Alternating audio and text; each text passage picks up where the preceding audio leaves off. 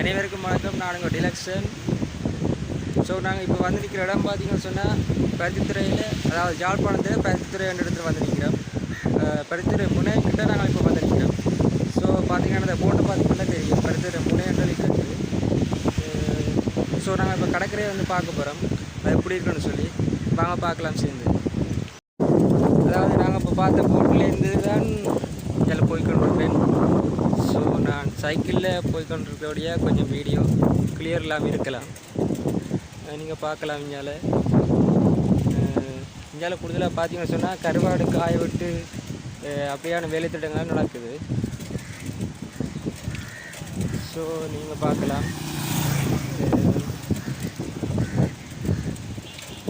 இதில் ஒரு கோயில் மாதிரி ஒரு சின்ன சுருவம் ஒன்று இருக்குது, மாதா சுருவம் உண்டு. அப்புறம் பார்த்திங்கன்னா நீங்கள் அடிக்கடி இதில் பார்க்கலாம், சின்ன சின்ன குடிசை மனை மாதிரி இருக்கும். ஸோ அதில் பார்த்திங்கன்னு சொன்னால் அந்த குடிசை மனையில் தான் வந்து கருவாடு காய விடுறது, அப்படியான விலையில் வைக்கிறது, அப்படியான செயற்பாடுகள் நடக்கும். ஸோ இஞ்சால பக்கம் பார்த்திங்கன்னா அந்த விளையாட்டுற இடம் கிடக்குது, சவுக்கு மரம் நிறைய கிடக்குது.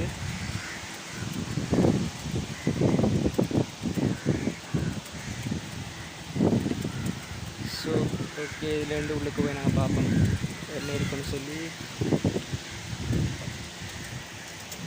நான் வந்து சேர்ந்தாச்சு அந்த இடத்துக்கு. அதாவது இந்த இடத்துல தான் வந்து சனம் கூடுதலாக வந்து நிற்கிறது. ஸோ இப்போ இதில் பார்த்தீங்கன்னா தெரியும், ஒரு எழுதிக்கிறது பனை முனை கடற்கரைன்னு சொல்லி எழுதிக்கிறது பாருங்கள். ஸோ நாங்கள் உள்ளுக்கு போய் பார்ப்போம்.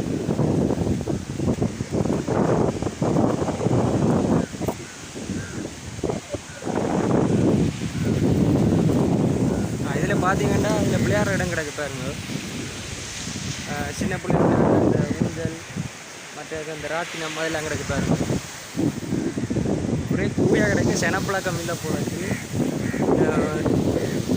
இந்த இடம் முதல் நல்லா தான் இருந்த வடிவா, இப்போ கொஞ்சம் புழக்கம் சனம் குறைவு, இஞ்சால பக்கம் பாறை குறை வந்தபடியாக இப்படி கிடக்குது. ஒரு இடைவெளி விட்டு சவுக்கு மரத்துக்காண்டி கல் எல்லாம் கட்டி செய்கிறது பார்த்து. இப்போ வந்து 12 மணின்ற வழியாக கொஞ்சம் வெயிலாக கிடக்குது. ஸோ இந்த டைமில் தான் இந்த வீடியோ எடுக்க வேண்டிய சூழ்நிலை.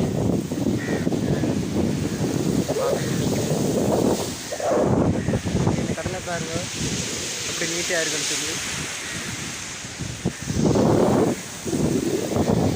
அப்புறம்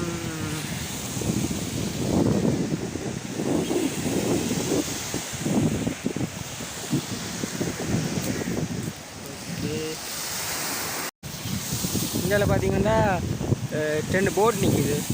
இது போட் பார்க்க நினைக்காங்க.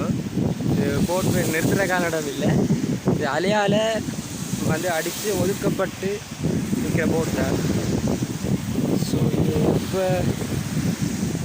எப்போ கரையுதுங்கன்னு தெரியல, பட் நிற்கிது கனகாலம். எனக்கு தெரிஞ்ச நாளையிலேருந்து நிற்கிது.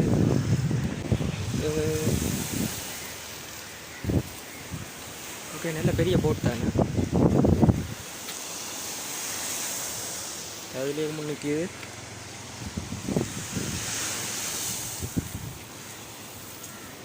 இந்த போட் ஒரு டைம் யூஸ் பண்ணுறா தெரியல, அப்படியே எல்லாம் கைவிடப்பட்ட நிலையிலான் இருக்குது.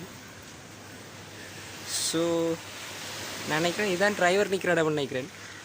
ஸோ இதை பற்றி நீங்கள் தெரிஞ்சால் கமெண்டில் போடுங்க.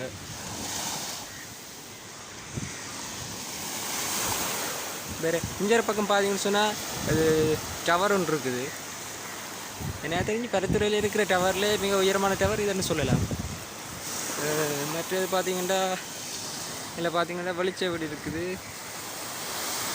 ஸோ அது இப்போ யூஸ் பண்ணுறதில்ல நிற்கிறேன். மேலே ஒருத்தரையும் விடுறே இல்லை. என்னென்னு சொன்னால் அதில் அதுக்கு ஆமின கண்ட்ரோலான் இருக்குது அந்த டவர் வந்து. இப்போ மற்றாக்கள் ஒரு ஆள் வந்து மேலே ஏறி செத்தபடியாக அந்த டவர் யூஸ் பண்ணாமல் உள்ளே ஒருத்தரையும் விடுறே இல்லை. ஸோ அப்போ மேலே ஏறி போய் பார்க்க இல்லாத நிலைமை. வெயிலாக கிடக்கு, சரியாக கருப்பாக காட்டு.